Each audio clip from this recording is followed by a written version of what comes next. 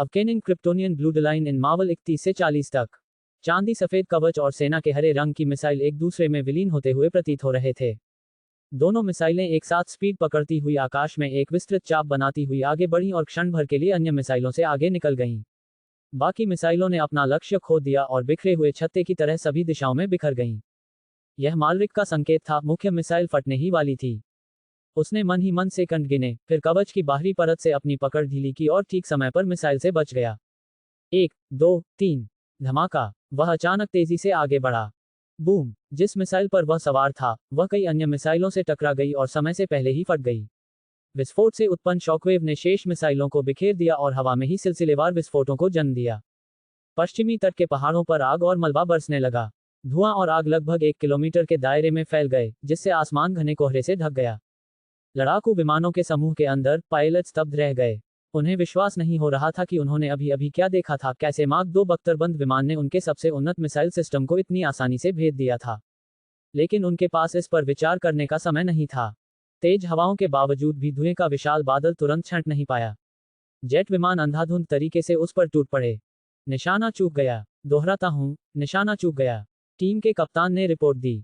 तेजी लाओ, धुएं के ऊपर जाओ और लक्ष्य को पुनः निशाना बनाओ। उसे भागने नहीं देना चाहिए। मुख्यालय से आदेश आया। लेकिन मालरिक का भागने का कोई इरादा नहीं था। इसके बजाय वह मुड़ा और सीधे विस्फोट के बाद के दृश्य की ओर उड़ गया। जाविस, उनकी स्पीड और दिशा के आधार पर मुझे सिम्युलेटेड उड़ान पथ प्रदान करें। HUD पर एक तेज रोशनी चमकी। धुएं के गुबार में दर्जनों संभावित पथ वास्तविक समय में प्रदर्शित किए गए। मालरिक ने अपने दिमाग में तेजी से गणना की, फिर धुएं में गोता लगाया और उड़ान मार्गों में से एक को निशाना बनाया। जाविस, एक कठिन मोड़ के लिए तैयार हो जाओ। जैसे ही ये शब्द उसके मुंह से निकले, धुएं के बीच से एक लड़ाकू विमान सीधे उसके सामने से निकला। मालरिक ने तुरंत प्रतिक्रिया दी। मार्क 2 ने अपने थ्रस्टर्स को तेजी से चालू किया, जोर से ब्रेक लगाया और फिर अचानक ऊपर की ओर मुड़ गया। लड़ाकू विमान का पायलट चौंक गया। घबराहट में उसकी आंखें चौड़ी हो गईं, लेकिन उसने किसी तरह खुद को संभाला और विमान को ऊपर खींचते हुए हथियार बेकुछ जोर से खोल दिया। मशीन गन की गोलियों की बौछार आसमान में गूंज उठी। यूनिट 13 ने लक्ष्य को पुनः प्राप्त कर लिया है। मैं दोहराता हूं, यूनिट 13 ने लक्ष्य को पुनः प्राप्त कर लिया है। हमला करो, उसे मार गिराओ, कप्तान ने आदेश दिया। मार्क 2 के कवच पर गोलियां लगातार टकरा रही थीं, जिससे सूट के अंदर मालरिक बुरी तरह हिल गया। उसने तुरंत संभल कर स्पीड बढ़ा दी। अब और भी साहसी हो चुके यूनिट 13 के पायलट ने अपने इंजनों को अधिकतम सीमा तक दौड़ाया और पीछा करना शुरू कर दिया। लेकिन उतनी ही तेजी से मालरिक हवा में ही घूम गया। इससे पहले कि यूनिट 13 खुद को संभाल पाती, धुएं से एक और लड़ाकू विमान ठीक उसके सामने प्रकट हो गया। धत्तेरे की। पायलट ने विमान को ऊपर उठाने की कोशिश की, लेकिन बहुत देर हो चुकी थी। उनके विमान का निचला हिस्सा सामने से आ रहे जेट के ऊपरी धड़ से जोरदार तरीके से टकराया। इस तीव्र स्पीड की टक्कर से दोनों विमान चकनाचूर हो गए। तुरंत ही आग की लपटें और काला धुआं उठने लगा। यूनिट 13 के पायलट ने इंजन फेल होने से पहले नियंत्रणों से जूझने के बाद अंततः इजेक्ट किया। यूनिट 13 दुर्घटनाग्रस्त हो गई। पायलट सुरक्षित रूप से बाहर निकल गया। उसके पैराशूट के बीकन से चेतावनी मिली। लेकिन दूसरे जेट की किस्मत इतनी अच्छी नहीं थी। उसका कॉकपिट पूरी तरह नष्ट हो चुका था। अंदर बैठा पायलट बेहोश था, आगे की ओर झुका हुआ और असहाय अवस्था में था। मालरिक ने ठीक समय पर मलबे को पकड़ लिया। कुछ गड़बड़ देखकर वह तेजी से मुड़ा और मलबे की ओर उड़ा। बेहोश पायलट को बाहर निकाला और विमान के नीचे जंगल में गिरने से पहले उसका आपातकालीन पैराशूट सक्रिय कर दिया। इसी बीच यूनिट 13 का पायलट छत के नीचे हवा में मंडरा रहा था और दोनों विमानों को गिरते हुए देख रहा था। उसने अपने संचार तंत्र पर नजर डाली, दूसरे जेट से कोई संकट संकेत नहीं मिला था। यूनिट 7 मुझसे टकरा गई। उसकी तरफ से कोई सिग्नल नहीं आ रहा है। उस पर हमला हो सकता है, तुरंत बचाव की अपील। संकट मोचक, संकट मोचक। पब फ्यूचर के विज्ञापन, पब फ्यूचर विज्ञापन। उनकी आवाज में अत्यावश्यकता भरी हुई थी, जो कुछ क्षण पहले उनके द्वारा प्रदर्शित किए गए साहसी आत्मविश्वास से बिल्कुल विपरीत थी। ऊपर से और भी लड़ाकू विमान अपने गठन से अलग होकर संकटकालीन कॉल के जवाब में दुर्घटना स्थल की ओर गोता लगाने लगे। ये सब देखकर मालरिक ने राहत की सांस ली और हल्के से मुस्कुराया। ठीक है, मुझे लगता है कि इसी के साथ हमारी छोटी सी प्रदर्शनी समाप्त होती है। उसने अभी अभी बचाए गए पायलट पर एक नजर डाली, फिर अपने कवच पर लगे पैराशूट को खोल दिया। गुड लक दोस्त। इतना कहकर वह लॉस एंजल्स की ओर मुड़ा और तेजी से वहां से चला गया। सैटेलाइट के जरिए मार्क 2 के पीछे हटने पर नजर रख रहा कमांड सेंटर असहाय था। वह भाग रहा है। रॉस ने गुस्से में कंसोल पर मुक्का मारा। मुझे अभी एक और हवाई दस्ता भेजो। बहुत देर हो चुकी है, जनरल, रोडी ने सपाट स्वर में कहा। उसकी रफ्तार को देखते हुए अब उसे पकड़ने का कोई मौका नहीं है। धत्तेरी की। योजक चिन्ह योजक चिन्ह योजक चिन्ह। मालरिक और टोनी ने फिर से एकजुट होकर एक साथ उड़ान भरी और समुद्र किनारे स्थित हवेली की ओर वापस चले गए।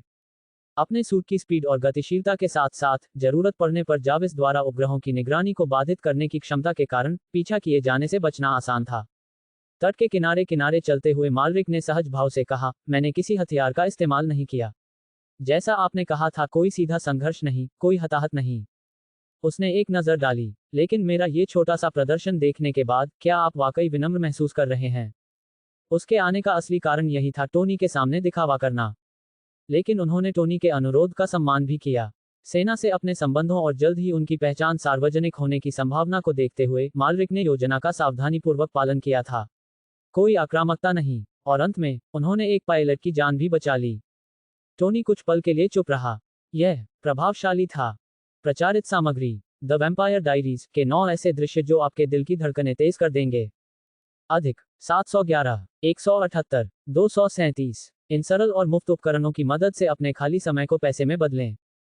अधिक 687, 172, 229। अपने खाली समय को वास्तविक कमाई में बदलने का एक सरल तरीका। अधिक 643, 161, 214। जाविस ने उड़ान के दौरान मार्क 2 के सभी टेलीमेट्री डेटा को सीधे मालरिक को भेजा था। उसने हर सटीक पैंतरेबाजी, हर सटीक समयबद्ध क्रिया को देखा था। मालरिक का सूट पर नियंत्रण उससे कहीं अधिक था। उसने कभी सोचा भी नहीं था कि कवच का इस्तेमाल इस तरह भी किया जा सकता है। आखिरकार वह अभी भी इस काम में नौसिखिया था, उसने अभी कुछ ही उड़ानें भरी थीं। फिर भी स्वाभिमान पीछे हटने को तैयार नहीं था। तुमने अपनी शक्तियों का इस्तेमाल जरूर किया है। उनके बिना तुम ये कर ही नहीं सकते थे, टोनी ने बेतुकी दलील देते हुए कहा। मैंने कुछ भी इस्तेमाल नहीं किया, मालरिक ने गर्व से जवाब दिया। जाविस इसकी पुष्टि कर सकता है। जी हाँ, महोदय, जाविस ने कहा। मास्टर मैलरिक पूरी तरह से सूट की टास्क सिस्टम के आधार पर काम कर रहे थे। पावर सिग्नेचर में कोई असामान्यता नहीं पाई गई। टोनी को यह बात पता थी, लेकिन वह हार मानने को तैयार नहीं था। आपने फिर भी 2 जेट विमानों को मार गिराया। ये बिल्कुल भी शांतिपूर्ण नहीं है। मैंने एक भी गोली नहीं चलाई। मैंने एक मुक्का भी नहीं मारा। अगर वे मेरा पीछा करते हुए आपस में टकरा जाते हैं तो इसमें मेरी कोई गलती नहीं है, मालरिक ने मुस्कुराते हुए कहा। तुम्हें खुद पर इतना कठोर नहीं होना चाहिए। टोनी ने हार मानते हुए हाथ ऊपर उठा दिए। ठीक है मेरे प्यारे मालरिक, चूंकि तुमने शानदार प्रदर्शन करके पायलट की जान बचाई है तो मैं मान लेता हूं ये राउंड तुम्हारा है। धन्यवाद, मालरिक ने मुस्कुराते हुए कहा। अभ्यास करते रहो, शायद एक दिन तुम भी मेरी बराबरी कर लोगे। लेकिन दिन के बारे में क्या बात थी? टोनी के चेहरे के भाव अचानक बदल गए। कहीं ऐसा तो नहीं कि तुमने कुछ नहीं बनाया? मुझे बहुत भूख लगी है, मैं अभी लॉस एंजल्स के सारे चीज़बर्गर खा सकता हूँ। मालरिक शर्मिंदा सा लग रहा था। हाँ, इसके लिए समय ही नहीं मिला।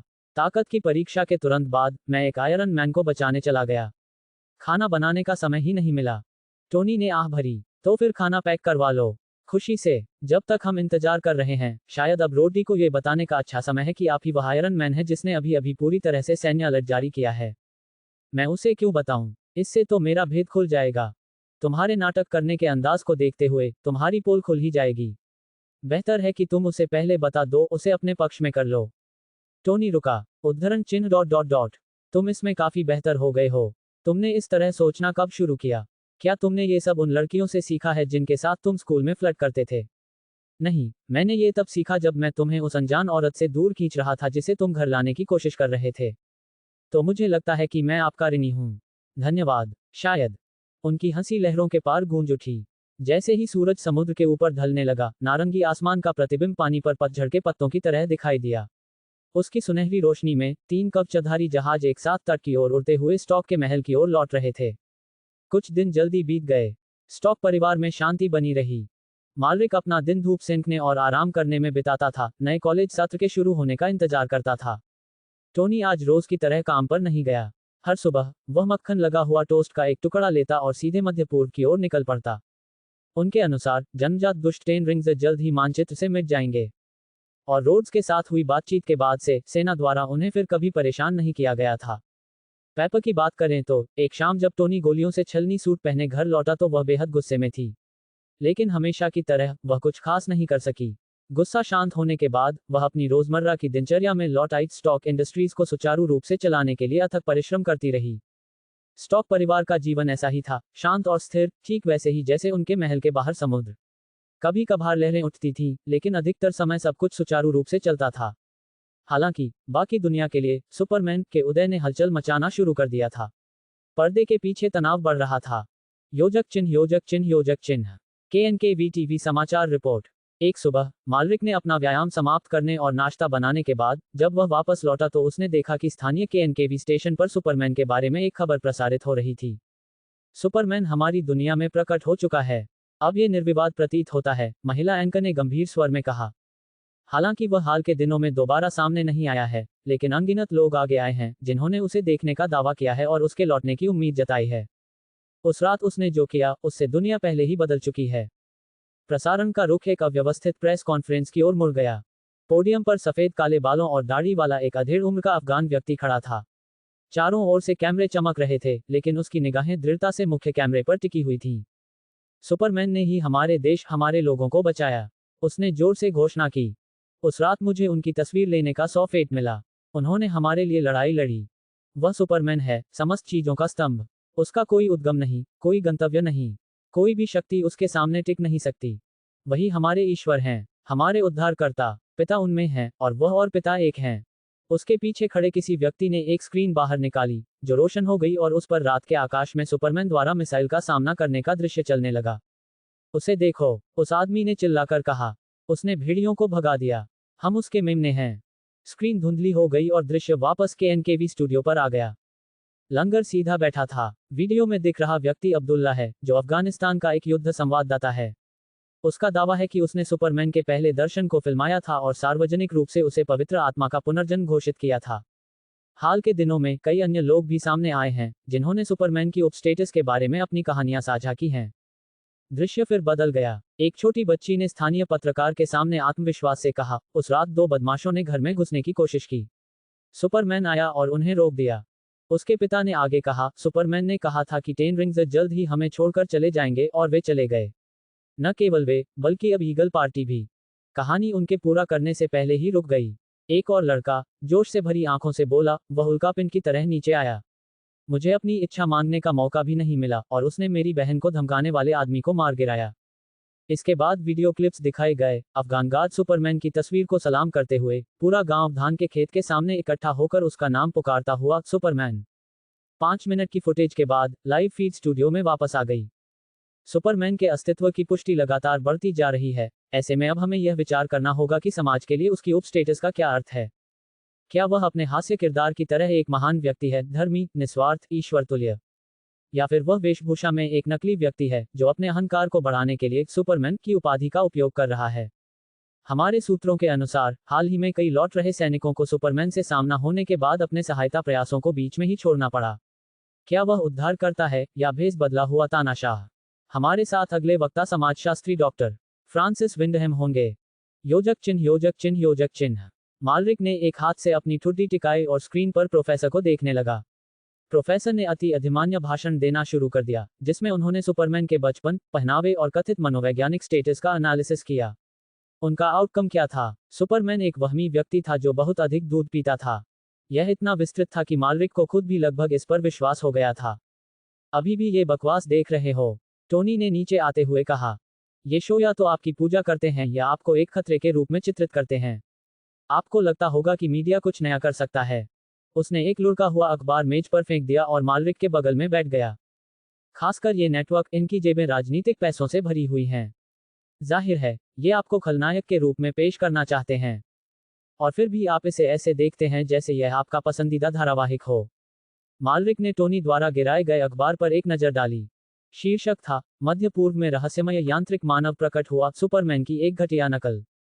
समस्या यही थी, टोनी ने पिछले कई दिनों से मध्य पूर्व में फैले 10 छल्लों को नष्ट करने में बिताए थे, लेकिन मीडिया ने इस बारे में लगभग कोई खबर नहीं छापी। अगर उन्होंने ऐसा किया भी तो बस सरसरी तौर पर जिक्र किया और फिर तुरंत सुपरमैन की ओर लौट गए।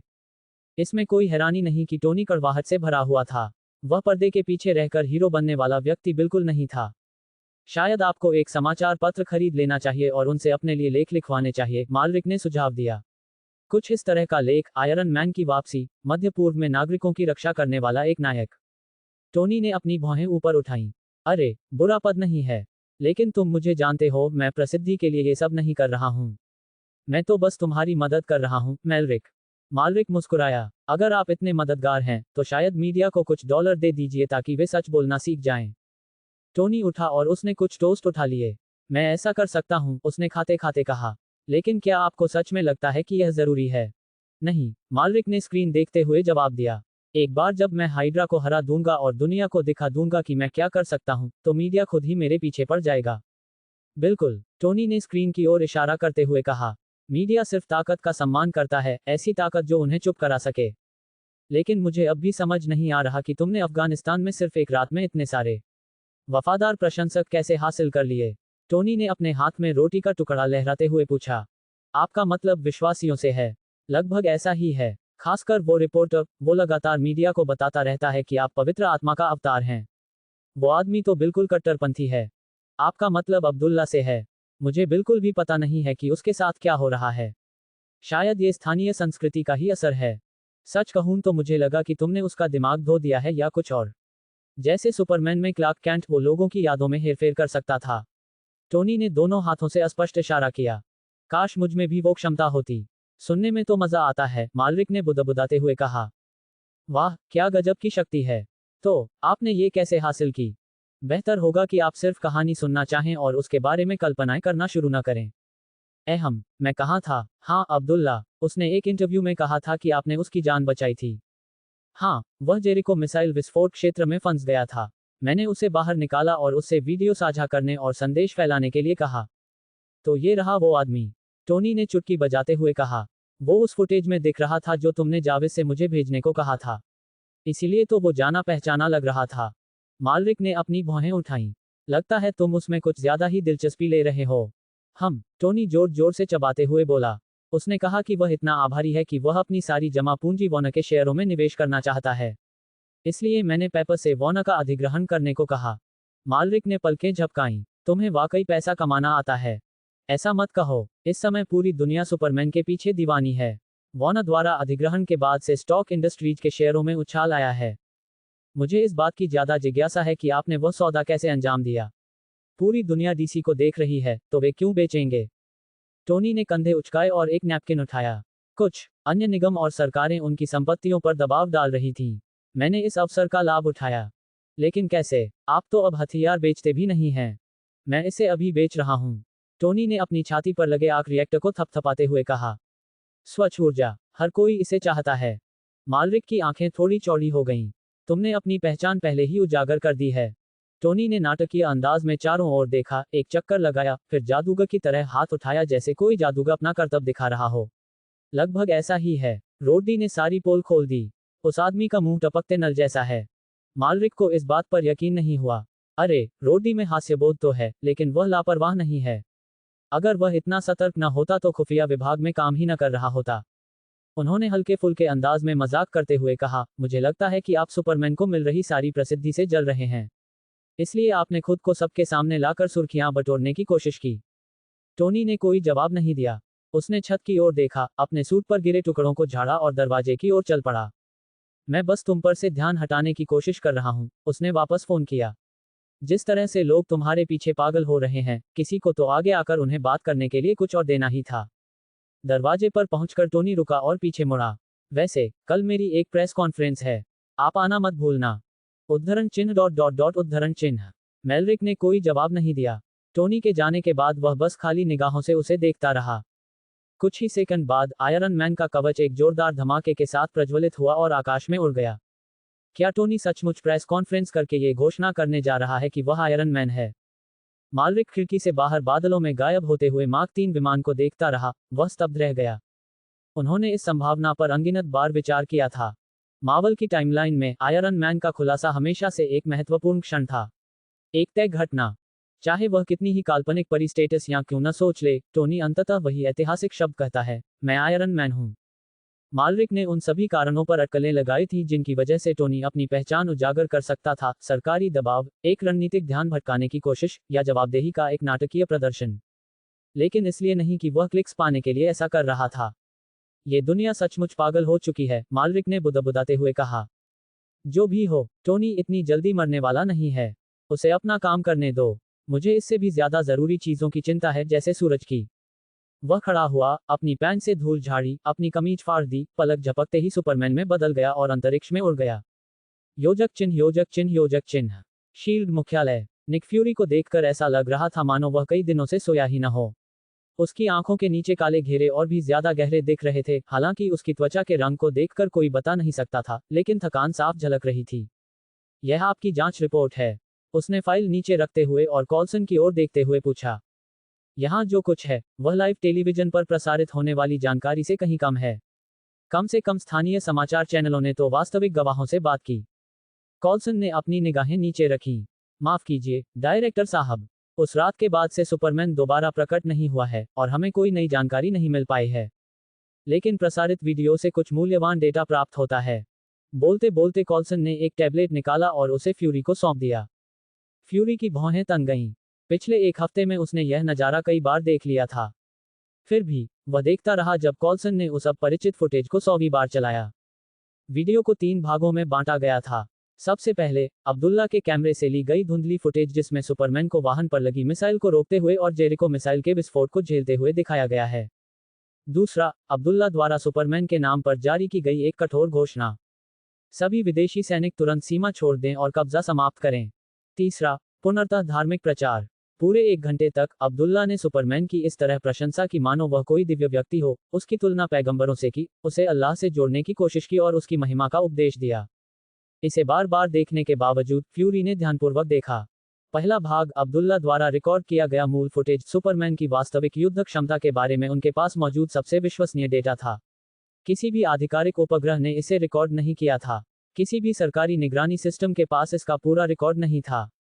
उनके पास बस यही रिकॉर्डिंग थी। जब ये समाप्त हुआ तो फ्यूरी ने कॉल्सन की ओर देखा। तो आपका क्या आकलन है? कॉल्सन ने जवाब देने से पहले कुछ देर रुककर कहा, निर्देशक महोदय, इस फुटेज के आधार पर सुपरमैन की स्पीड और सहनशक्ति पृथ्वी पर मौजूद किसी भी ज्ञात इंसान या हथियार से कहीं अधिक है। चाहे वह कॉमिक्स का सुपरमैन हो या नहीं, उसने जो शक्ति दिखाई है उससे एक बात स्पष्ट हो जाती है, हमारा सबसे अच्छा कदम कूटनीति है। उसे शांत रखें, उसके साथ मित्रतापूर्ण व्यवहार बनाए रखें।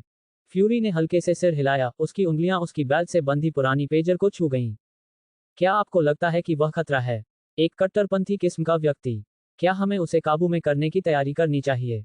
नियंत्रण। कॉल्सन ने पलकें झपकाईं। निदेशक महोदय, हमारे पास उसे नियंत्रित करने का कोई साधन नहीं है। उसके लिए तो बिल्कुल नहीं। फ्यूरी का चेहरा गुस्से से लाल हो गया जब उसने दोबारा पेजर की ओर देखा। लेकिन अगर हमने ऐसा किया, तो क्या आप इसे इस्तेमाल करने की सलाह देंगे? कॉल्सन ने तुरंत जवाब नहीं दिया।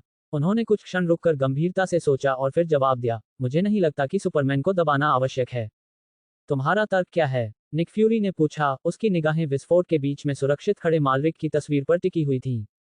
हालांकि सुपरमैन केवल एक बार ही प्रकट हुआ है और उसने जबरदस्त बल का प्रयोग करके ईगल सैन्य अड्डे को नष्ट कर दिया। इस प्रक्रिया में उसने एक भी निर्दोष व्यक्ति को नुकसान नहीं पहुंचाया, कॉल्सन ने समझाया। उसके कृत्य सोचे समझे और लक्षित थे। उसने कमजोर नागरिकों की रक्षा करने का भी प्रयास किया। हर स्थानीय गवाह ने उसके प्रति कृतज्ञता और सम्मान व्यक्त किया। दूसरे शब्दों में कहें तो, निर्देशक, वह एक रक्षक या न्यायाधीश की तरह हैं, जो एक सख्त नैतिक संहिता के तहत काम करते हैं। वह शक्तिशाली हो सकते हैं, लेकिन वे उद्देश्य और अनुशासन के साथ टास्क करते हैं। अगर हम ऐसे किसी व्यक्ति को दबाने की कोशिश करते हैं, तो हम एक बड़े पैमाने पर प्रतिक्रिया को भड़काने का जोखिम उठाते हैं, जिससे शुरुआत में मौजूद समस्या से कहीं अधिक बड़ी समस्या पैदा हो सकती है। निक फ्यूरी ने धीरे से सिर हिलाया। यह उनके मन में चल रही बात को दर्शाता था। जब आप इतने शक्तिशाली और सिद्धांतवादी व्यक्ति से निपट रहे हों, तो आक्रामकता शायद सबसे खराब तरीका हो सकता है। फिर भी फ्यूरी को किसी भी ऐसी स्टेटस से ज्यादा बेचैनी नहीं होती थी जिस पर उसका कोई नियंत्रण न हो। ये जानते हुए भी कि कूटनीति ही समझदारी भरा कदम था, वह सबसे बुरे हालात के लिए योजना बनाने की जरूरत को नजरअंदाज नहीं कर सका। अगर, उसने रुकते हुए कहा, अगर हम उसे आसानी से हरा दें तो क्या आपको तब भी लगता है कि हमें कोई कार्रवाई नहीं करनी चाहिए? वह स्पष्ट रूप से कैप्टन मार्वल के बारे में सोच रहा था। उसकी शक्ति से सुपरमैन को हराना शायद संभव हो सकता था। कॉल्सन फिर चुप हो गया। इस बार चुप्पी ज्यादा देर तक रही। आखिरकार उसने अपना सिर हिलाया। मुझे अब भी लगता है कि यह एक बुरा विचार है। क्यों? क्योंकि हम अभी तक पूरी तरह से नहीं समझ पाए हैं कि वह क्या है, या वह क्या करने में सक्षम है। अगर वह कॉमिक्स के सुपरमैन जैसा है, तो सूरज की रोशनी के संपर्क में आने से वह और भी शक्तिशाली हो जाता है। उसने गहरी सांस ली। अगर हम कोई कदम उठाते हैं और उसे तुरंत पूरा करने में नाकाम रहते हैं, तो हमारा सामना एक ऐसे दुश्मन से हो सकता है जो दिन ब दिन और मजबूत होता जाएगा। एक ऐसा दुश्मन जिसकी पूरी क्षमता का हम अनुमान भी नहीं लगा सकते। निक फ्यूरी ने अपनी इकलौती अच्छी आंख को सिकोड़कर स्क्रीन पर जमे हुए सुपरमैन को घूरना शुरू कर दिया।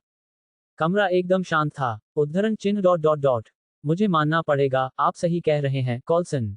उसने अपनी कुर्सी को थोड़ा सा घुमाया। ठीक है, तुम्हारा काम अभी के लिए पूरा हो गया है। अपनी टीम को तैयार रखो। सुपरमैन पर नजर रखो, उसकी किसी भी झलक पर नजर रखो और मौका मिलते ही संपर्क करो। फ्यूरी ने आगे कहा, और मीडिया को संभालें। कहानी को संतुलित रखें। न तो उसकी अतिशयोक्ति करें, न ही उसे खलनायक के रूप में पेश करें। हम उसे गलत दिशा में धकेलना नहीं चाहते। जी हाँ, निदेशक मंडल। कॉल्सन ने सिर हिलाया और बाहर जाने से पहले अपनी फाइलें और टैबलेट समेटे। अगर कोई आदर्श फील्ड एजेंट जैसी कोई चीज होती, तो शायद वही होता। कॉल्सन के जाने के बाद फ्यूरी पीछे की ओर झुक गया और खिड़की की ओर मुड़ गया। उसने पास ही पड़ी एक सुपरमैन कॉमिक उठाई, उसके पन्ने पलटे और आह भरकर उसे एक तरफ फेंक दिया। दुनिया तेजी से बदल रही है, उस योजना को स्पीड देने की जरूरत होगी। एजेंटों की बात करें तो घुड़सवार सेना के प्रमाण पत्रों वाली एक 7वीं स्तर की महिला काफी नहीं है। योजक चिन्ह योजक चिन्ह योजक चिन्ह। बीप। जाविस की शांत आवाज सुनाई दी। सर, आपका सोलर रिचार्ज सेशन पूरा हो गया है। मालरिक ने आह भरी और कंसोल पर एक बटन दबाकर छोटे सौर कैप्सूल का ढक्कन खोल दिया। वह बिना किसी उत्साह के पृथ्वी की ओर वापस लौट आया। हाल ही में उसकी शक्ति में तेजी से वृद्धि हो रही थी। जब भी वह सूर्य की किरणों के संपर्क में आता, उसे ऐसा लगता जैसे उसका पूरा शरीर ऊर्जा के प्रवाह से भर गया हो। ये लत लगाने वाला था। फिर भी वह हद से ज्यादा नहीं जा सकता था। अपनी क्षमताओं की सीमाओं का परीक्षण करने के लिए नियंत्रण, निरंतरता, निश्चित समय सीमा, कोई परिवर्तन नहीं आवश्यक थे। लेकिन उसे यह मानना पड़ा, अगर उसके बस में होता, तो वह हमेशा के लिए सूर्य की कक्षा में ही रहना पसंद करता। कुछ ही सेकंडों में वह लॉस एंजल्स में समुद्र किनारे स्थित अपने आलीशान बंगले में वापस आ गया। वह अंदर गया और दीवार पर लगे डिस्प्ले पर समय देखा। अभी शाम के सिर्फ 4 बजे हैं। टोनी शायद 7 या 8 बजे तक वापस नहीं आएगा। लगता है मुझे हमेशा की तरह अपनी ताकत की जांच करनी होगी, फिर अकेले खाना खाना होगा। वह अनमने ढंग से कुछ बुदबुदाते हुए अपने कमरे की ओर चल पड़ा ताकि कुछ आरामदायक कपड़े पहन सके। लेकिन वह बीच रास्ते में ही रुक गया, उसका एक पैर अभी भी हवा में लटका हुआ था। टोनी, मालरिक ने जोर से कहा, उसके कान हल्के से फड़क रहे थे। उसने अभी अभी कुछ अजीब सी आवाज सुनी थी, घर में एक और दिल की धड़कन। उनकी असाधारण श्रवण शक्ति आमतौर पर सीमित रहती थी, केवल वही सुन पाती थी जो वे सुनना चाहते थे। अगर कोई चीज उनकी सुनने की क्षमता से बच निकलती थी, तो इसका मतलब था कि वह बहुत करीब थी, बहुत समीप। वह चुपचाप खड़ा रहा और दोबारा सुनने लगा। ये टोनी नहीं था। टोनी की धड़कन अनियमित थी, तेज, अनियमित, सालों के तनाव और तकनीक की लत का असर दिख रहा था। लेकिन यह वाली, स्थिर, शांत, और यह टोनी के कमरे से आ रही थी। मालरिक की भौहें तन गईं। उसने जाविस से कुछ नहीं पूछा। इसके बजाय उसने चुपचाप अपनी एक्स-रे दृष्टि सक्रिय कर ली। दीवारें पारदर्शी हो गईं। फर्नीचर गायब हो गया। उसकी नजर टोनी के विशाल बिस्तर से गुजरी, और वह वहीं थी। उद्धरण चिन्ह डॉट डॉट डॉट। नताशा। मालरिक के चेहरे पर असमंजस के भाव उभर आए। टोनी के बिस्तर के नीचे मुश्किल से 30 सेंटीमीटर की जगह में कुख्यात ब्लैक विडो लेटी हुई थी। वह पीठ के बल लेटी हुई थी, आंखें बंद थीं, सांसें धीमी चल रही थीं, हाथ पैर शिथिल थे जैसे वह सो रही हो। उसके जाने माने लाल बाल गीले थे और जमीन पर बिखरे हुए थे। अगर मालरिक को बेहतर जानकारी न होती, तो वह सोचता कि किसी ने वहां नीचे एक पुतला छोड़ दिया है। लेकिन यह निश्चित रूप से वही थी। उनकी पहली प्रतिक्रिया भ्रम की थी। उसका दूसरा सवाल था, आखिर वह टोनी के बिस्तर के नीचे क्यों छिपी हुई थी? और इससे भी महत्वपूर्ण बात, उनके नेतृत्व में क्यों नहीं? नहीं, रुकिए, बात ये नहीं थी, कुछ गड़बड़ थी। अगर शील्ड ने टोनी के आयरन मैन होने के खुलासे के बाद उस पर नजर रखने का फैसला भी किया होता, तो नताशा रोमनॉफ को सचमुच उस आदमी के बिस्तर के नीचे छिपाकर भेजना एक बेतुका कदम लगता। क्या वह उस पर घात लगाकर हमला करने की योजना बना रही थी? जासूसी करने की, बहकाने की, हत्या करने की? यह उसकी सामान्य रणनीति के अनुरूप नहीं था। अब भी बेचैन महसूस करते हुए, मालरिक ने आखिरकार जाविस से बात करने का फैसला किया। जाविस, क्या मेरे जाने के बाद कोई हवेली में घुसा था?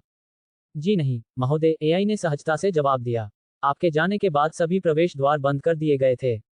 सब कुछ, यहां तक कि सीवर भी। क्या आज किसी ने आपको दरकिनार किया है? मैं लगातार काम कर रहा हूं। सिस्टम में किसी तरह की गड़बड़ी का कोई रिकॉर्ड नहीं है। जहां तक सीवर की बात है, तकनीकी रूप से ये प्रवेश द्वार नहीं है, जाविस ने क्षण भर के लिए असमंजस में पड़कर जवाब दिया। यहां तक कि स्टॉक की एआई भी हैरान थी। भला कौन होश में रहते हुए सीवा के रास्ते हवेली में घुसने की कोशिश करेगा। लेकिन टोनी के बिस्तर के नीचे नताशा की भीगी हुई हालत को देखकर लगता है कि वह किसी असामान्य रास्ते से ही अंदर आई होगी। मुझे यकीन है कि टोनी को आज रात इत्र की खुशबू जरूर महसूस होगी, मालरिक ने रूखेपन से बुदबुदाया। सीवा की बदबू का ख्याल आते ही उसे हंसी आ गई, लेकिन स्टेटस इतनी मजेदार नहीं थी। टोनी को छिपी हुई ब्लैक विडो के सामने आने देना ठीक नहीं था। मालरिक उसे वहां छिपकर रहने नहीं देने वाला था। वह जो भी योजना बना रही थी, गोपनीयता के चलते वह शायद अच्छी नहीं थी। जाविस, मेरे जाने के बाद से क्या कोई घर में आया है? नहीं, मास्टर मैलरिक, आपके जाने के बाद सभी प्रवेश द्वार बंद कर दिए गए थे। यहां तक कि सीवा भी। जैसा कि बताया गया है, इन्हें मानक प्रवेश द्वार के रूप में मान्यता नहीं दी गई है। क्या मुझे पैरामीटर अपडेट करने चाहिए? अभी तक कोई नहीं। मालरिक कुछ देर रुका, उसके चेहरे पर सोच विचार का भाव था। टोनी के बिस्तर के नीचे एक औरत है। आंखें बंद हैं, आराम कर रही है। जाविस ने बिना रुके जवाब दिया, तुम्हारा मतलब है कि किसी ने मिस्टर स्टॉक के बेडरूम में घुसपैठ की? बिल्कुल सही, मालरिक ने बढ़ती दिलचस्पी के साथ कहा। देखते हैं कि यह शीर्ष स्तर का जासूस क्या करने की कोशिश कर रहा है। समझ गया, मास्टर मैलरिक। उसने कान में एक ईयरपीस लगाया और टोनी के कमरे की ओर बढ़ा। दरवाजा खोलते समय उसने जानबूझकर अपने कदमों की आवाज को बढ़ा चढ़ाकर दिखाया। जाविस, क्या तुम यहाँ की इस अजीब गंध के बारे में पक्का यकीन रखते हो? ये समझ से परे है। टोनी के घर हाल ही में कोई नहीं आया था। ये गंध कहाँ से आ रही है? जी हाँ, स्वामी जी। वायु शोधन सिस्टम ने एक बाहरी यौगिक का पता लगाया है। जब तक टोनी अपनी समस्याओं को अजीबोगरीब तरीकों से हल नहीं कर रहा है, तब तक कोई अजीब गंध नहीं होनी चाहिए। सूंघना, सूंघना, उफ। मालरिक लड़खड़ाकर पीछे हट गया, उसका दम घुटने लगा और उसने दरवाजे के चौखट को कसकर पकड़ लिया। यह महज एक नाटक नहीं था, उसकी बढ़ी हुई इंद्रियों पर सचमुच किसी घिनौनी चीज ने हमला कर दिया था। ये कैसी बदबू है? ऐसा लग रहा है जैसे कूड़े के ढेर के रस में सड़ी हुई मछली को 3 दिन तक अचार के जार में बंद करके रख दिया गया हो। मालरिक ने तुरंत अपनी सूंघने की शक्ति को दबा लिया। जाविस, उसने दांत पीसते हुए कहा, मैंने तुम्हारे सेंसर के बंद होने के बारे में जो कहा था, उसे मैं वापस लेता हूं। समझ गया, मास्टर मैलरिक। आपका प्रदर्शन लगभग मेरी तर्क शक्ति से परे था। बहुत बढ़िया। मालरिक ने अपनी नाक रगड़ी और फुसफुसाते हुए कहा, अपना नाटक जारी रखो। ये दिलचस्प होता जा रहा है। वह नाक ढके हुए बिस्तर की ओर बढ़ा। तो बदबू का स्रोत बिस्तर के नीचे है ना? जी हाँ, फ्रेम के नीचे। क्या आप चाहते हैं कि मैं सफाई करने वाला ड्रोन तैनात कर दूं? कोई जरूरत नहीं है। मालरिक बिस्तर के बगल में दुबक गया। मैं टोनी की आत्मकथ प्रतिकृति को नुकसान पहुंचाने का जोखिम नहीं लेना चाहता। बेहतर होगा कि मैं इसे खुद ही संभाल लूं। उसने बिस्तर के नीचे हाथ डाला, लेकिन तभी वह अप्रत्याशित रूप से फंस गया। कोड़े, एक काली लता निकली और सांप की तरह उसकी बांह के चारों ओर 3 बार लिपट गई। उसने जोर से झटका दिया। मैलरिक ने बल का अनुमान लगाया, टोनी की सामान्य भुजा की ताकत से लगभग 2.5 गुना अधिक। अलौकिक सहनशक्ति के बिना किसी के लिए भी खतरनाक। उसकी आंखें सिकुड़ गईं। ये सिर्फ जासूसी नहीं थी, यह एक हमला था। क्या शील्ड वास्तव में टोनी को निशाना बना रही है? उसने नाटक जारी रखने का फैसला किया, खुद को घसीटने दिया और चीखते हुए फर्श पर गिर पड़ा। नताशा बिना किसी झिझक या व्यर्थ की हरकत के, बिल से सांप की तरह बिस्तर के नीचे से अचानक बाहर निकली। उसने पलंग के फ्रेम से लात मारकर खुद को अलग किया और फर्श पर फिसलते हुए, बड़ी कुशलता से मालरिक की कमर के चारों ओर अपने पैर लपेट लिए। फिर, अपनी स्पीड और शारीरिक शक्ति का उपयोग करते हुए, उसने उसे हवा में उछाला और जमीन पर पटक दिया। टकराना। मालरिक कराहते हुए धड़ाम से जमीन पर गिरा और बेहोश होने का नाटक किया। उसका सिर जमीन पर जोर से टकराया, लेकिन उसने बेहोश होने का नाटक किया। नताशा आराम से नीचे उतरी, उसकी सांसें सामान्य थीं। उसने एक नज़र में उसके महत्वपूर्ण संकेतों की जांच की, उसे पूरा यकीन था कि उसने अपने लक्ष्य को निष्क्रिय कर दिया है। वाह, क्या शानदार छाती है, उसने बुदबुदाते हुए कहा और खड़े होने से पहले उसे जल्दी से थपथपाया। मैडम, जाविस ने स्पीकर पर बीच में टोकते हुए कहा, आप श्री स्टॉक के निजी आवास का उल्लंघन कर रही हैं और उनके परिवार को खतरे में डाल रही हैं। तुरंत यहाँ से चली जाए, वरना मैं अधिकारियों को सूचित कर दूंगा। ओह, सच में? उसने ठंडे लहजे में कहा और बिस्तर के नीचे से एक काला टैक्टिकल बैग खींचकर निकाला। उसने रस्सी और एक हथियार निकाला, उसे लोड किया और सबसे नजदीकी सेंसर की ओर तान दिया। अगर तुमने किसी को भी सूचना दी, तो तुम्हारे मालिक को गोली मार दी जाएगी। बिना किसी झिझक के, उसने कमरे में लगे निगरानी उपकरणों पर कई गोलियां चलाईं। चिंगारियां उड़ने लगीं। मालरिक के कान में लगा ईयरपीस भी नष्ट हुए उपकरणों में शामिल था। उसने मालरिक के शरीर को पलटा, बड़ी सहजता से उसके हाथ पैर बांध दिए और फिर एक सुरक्षित संचार लिंक सक्रिय कर दिया। जनरल ड्रेकोव, मैं एजेंट रोमानोव बोल रही हूँ। कुछ देर का विराम रहा। फिर एक पुरुष की आवाज ने शांत स्वर में उत्तर दिया, आगे बढ़ो। अप्रत्याशित समस्या आ गई है, उसने बताया। टारगेट के छोटे भाई मेलरिक स्टॉक ने एआई निगरानी के जरिए मेरी मौजूदगी का पता लगा लिया है। योजना में बदलाव का अनुरोध है। सुझाव है कि मेलरिक का इस्तेमाल करके टोनी को उसके आर्क रिएक्टर तकनीक को सौंपने के लिए मजबूर किया जाए। परिवर्तन स्वीकृत, ड्रेकोव ने जवाब दिया। समझा। उसने अपना ईयरपीस हटाया और योजना को अंजाम देने के लिए मुड़ी, लेकिन तभी वह जम गई।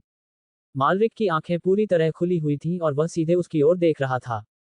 तो उसने शांत भाव से कहा, अब तुम शील्ड के साथ नहीं हो, है ना? यह दिलचस्प है। आपने अभी जनरल ड्रेकोव का जिक्र किया। अगर मुझे सही याद है तो वह रेड रूम के प्रमुख हैं, है ना? नताशा की स्तब्ध निगाहों के सामने मालरिक ने आसानी से अपने ऊपर बंधी रस्सियों को तोड़ दिया। कृत्रिम रेशे फटकर टुकड़े टुकड़े होकर फर्श पर गिर पड़े। इसका मतलब है कि आप अभी भी रेड रूम के नियंत्रण में हैं। मालरिक खड़ा हुआ और अपने कपड़े झाड़े। ये बात समझ में नहीं आती। इस समय तो तुम्हें। उसने खुद को अलग कर लिया। जैसे ही उसने नीचे देखा, नताशा ने बिना किसी झिझक के हमला कर दिया, भले ही उसने अभी अभी उसे ऐसे मुक्त होते देखा था जैसे कुछ हुआ ही ना हो। वह किसी मकड़ी की तरह शिकार पर झपटी, तेज, सटीक और घातक। वर्षों के ट्रेनिंग से निखरी उसकी शारीरिक स्पीड इतनी सहज थी कि मुंह के कोहनी और घुटने एक झटके में उसकी जीवनदायिनी अंगों पर प्रहार कर रहे थे। स्पीड बनाम ताकत, यही उसकी खासियत थी। लेकिन ये कारगर नहीं हुआ। मलरिक, जो देखने में किशोर से थोड़ा ही बड़ा लग रहा था, ने एक हाथ से हर वार को रोक दिया। एक हाथ से उसने उसकी मुट्ठी पकड़ ली और चाहे वह कितना भी छटपटाए या खींचे, वह छूट नहीं सकी। उसकी पकड़ किसी शिकंजे की तरह थी, अटूट और ठंडी। नताशा के चेहरे पर हैरानी के भाव से लेकर सोच विचार के भाव तक का बदलाव आया। वर्षों के युद्ध ट्रेनिंग का असर दिखने लगा। उसने जमीन से उछलकर ऊपर की ओर छलांग लगाई और ऊपर से वार करने की कोशिश की, ताकि अपनी स्पीड का इस्तेमाल करके बच सके। अरे, ऐसा करने की कोशिश मत करो। मैं नहीं चाहता कि मेरी वजह से तुम्हें फिजियोथेरेपी की जरूरत पड़े। मालरिक की आवाज ने उस क्षण को तोड़ दिया, आश्चर्यजनक रूप से सहज, यहां तक कि विनोदपूर्ण भी। क्या वह सचमुच उसके घायल होने को लेकर चिंतित था? नताशा हिचकिचाई, लेकिन सिर्फ एक पल के लिए। बहुत देर हो गई। एक जबरदस्त ताकत ने उसे वापस नीचे खींच लिया और दीवार से टकरा दिया। इस बार वह उछलकर वापस नहीं आई। वह कांच के नीचे फंसी तितली की तरह दब गई। कोई सहारा नहीं, बचने का कोई रास्ता नहीं। वह छटपटाने लगी, शरीर को मरोड़ने लगी, यहां तक कि उसने अपना कंधा भी उखाड़ने की कोशिश की। उसकी हर प्रशिक्षित प्रवृत्ति उसे जीवित रहने के लिए उकसा रही थी, पर सब व्यर्थ था। मालरिक की ताकत उसके हर प्रयास पर भारी पड़ गई। उसके चेहरे के भाव बदल गए। गुस्सा निराशा में बदल गया। फिर उसने हार मान ली। धीरे धीरे उसकी नजरें नीचे की ओर झुक गईं। उसने अपनी बीच वाली उंगली को अंदर की ओर मोड़ा, जिससे उसकी कलाई में लगे एक उपकरण में हलचल मच गई। यह उसका आखिरी उपाय था। मालरिक ने इसे देखा। अब क्या? उसने बीच में ही उसकी गर्दन पकड़ ली और जोर से दबाने पर वह बेहोश हो गई। लगता है ब्लैक विडो को शांत बिठाने का यही एकमात्र तरीका है। उसने उसके बेजान शरीर को पकड़ा, अपनी पकड़ को ठीक किया और उसे टोनी के कमरे से बाहर ले गया। मास्टर मेलरिक, आपको सुरक्षित देखकर मुझे राहत मिली, जाविस ने संयमित स्वर में कहा। बेडरूम में लगे सभी निगरानी उपकरण नष्ट कर दिए गए थे, जिससे कमरा अंधेरे में डूब गया था। चलो भी, जाविस, तुम्हें पता है मुझे कुछ नहीं होने वाला। मेरे प्रोटोकॉल के अनुसार मुझे आपकी सेहत पर नजर रखनी होगी। धन्यवाद, मालरिक ने जवाब दिया। लेकिन पुलिस को मत बुलाओ। अभी नहीं। ये सिर्फ एक चोरी का मामला नहीं है। वह किसी बड़ी साजिश का हिस्सा है। मुझे जवाब चाहिए। उसने नताशा की ओर देखा, उसके चेहरे पर जिज्ञासा के भाव झलक रहे थे। समयरेखा में विचलन क्यों हुआ था? ब्लैक विडो को इस हालत में नहीं होना चाहिए था, ड्रेकोव के जाल में फंसी हुई। यह मुख्य एमसीयू ब्रह्मांड पृथ्वी 1,99,999 से मेल नहीं खाता था। क्या यह एक अलग समय रेखा थी? एक काल्पनिक ब्रह्मांड? लेकिन अब तक सब कुछ और हर कोई बिल्कुल फिल्मों जैसा ही दिख रहा था।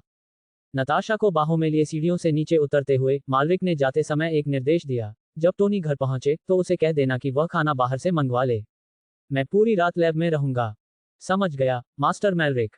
क्या मैं गोपनीयता के लिए प्रयोगशाला निगरानी को बंद कर दूं? मालरिक ने भौहें चढ़ाते हुए कहा, इसे चालू करो, पूरा का पूरा। तुम्हें क्या लगता है मैं क्या करूंगा?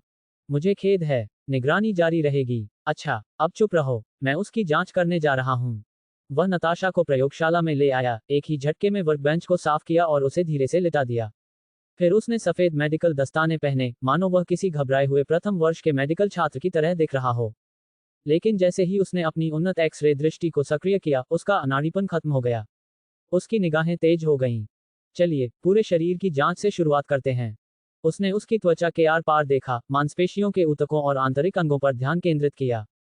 उसका शरीर तो वाकई आकर्षक है, इसमें कोई शक नहीं। पतले कंधे, मजबूत कदकाठी। ठीक है, ध्यान केंद्रित करो। मालरिक ने अपना गला साफ किया और अपने दिमाग को वापस सही रास्ते पर लाने की कोशिश की। कोई विस्फोटक नहीं, कोई जहर की गोलियां नहीं। रुको, उसके दाहिने पैर पर लोकेटर लगा है। और क्या उसकी कलाई पर आत्मविनाश तंत्र है? उसकी आंखें सिकुड़ गईं। तो क्या वह सचमुच खुद को उड़ाने वाली थी? यह एमसीयू की नताशा रोमानोव से मेल नहीं खाता था। असली नताशा निर्दयी थी, लेकिन आत्मघाती नहीं थी जब तक कि उसे किसी और की रक्षा न करनी हो। वह अपने जैसी नहीं लग रही है, मालरिक ने बुदबुदाते हुए कहा। उसे नियंत्रित किया जा रहा है। उसे अचानक याद आया ब्लैक विडो की सोलो फिल्म। उस समय में रेड रूम अपने एजेंटों को नियंत्रित करने के लिए रासायनिक पदार्थों का इस्तेमाल करता था। लेकिन वह घटना कई साल बाद की थी। इतिहास के इस मोड़ पर नताशा को तो रेड रूम में होना ही नहीं चाहिए। उन्होंने उसके मस्तिष्क के ऊतकों की परत दर परत, नस दर नस जांच की। कोई चिप नहीं, कोई प्रत्यारोपण नहीं, तंत्रिका तंत्र में किसी प्रकार की गड़बड़ी के स्पष्ट संकेत नहीं। उसकी शारीरिक संरचना में कोई खराबी नहीं है। शायद समस्या रासायनिक कारणों से हो।